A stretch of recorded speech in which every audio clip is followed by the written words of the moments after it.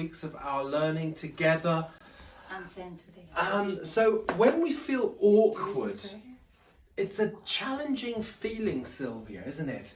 We feel a bit odd, strange, weird. We feel uncomfortable. Sometimes it comes with feelings of feeling shy or embarrassed as well. It's a great word. It's a great adjective to use.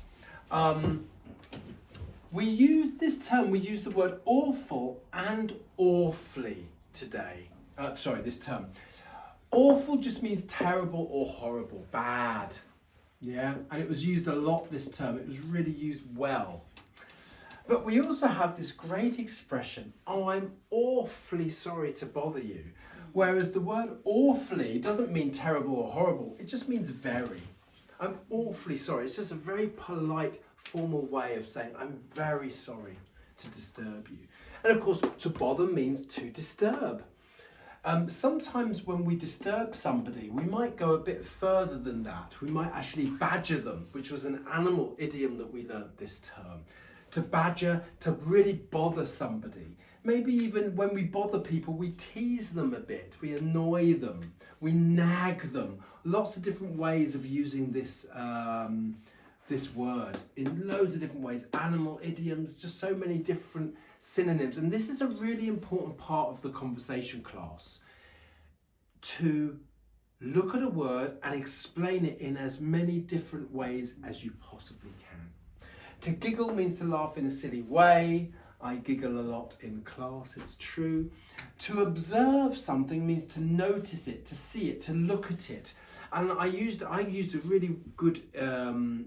in a really good way today. I've said, I've been observing you in class. I've been watching you, looking at you, and sort of making some notes for my review later. Mm-hmm. To discard something means to throw it away, to get rid of it. We've used this quite a few times today already.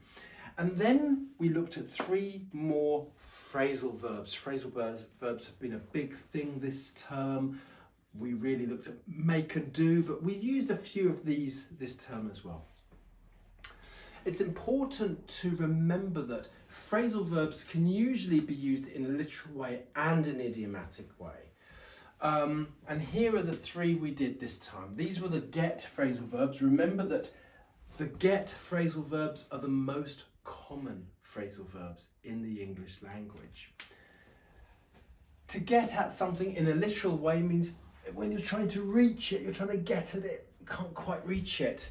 But to get at also means to bother someone, to disturb them, to badger them, to tease them, to nag them. Stop getting at me. You're always getting at me. You're always nagging me. You're always annoying me. You're always bothering me, disturbing me. You're always getting at me. Fantastic phrasal verb. To get over, once again, it has a literal meaning. If you need to literally get over something, climb over something.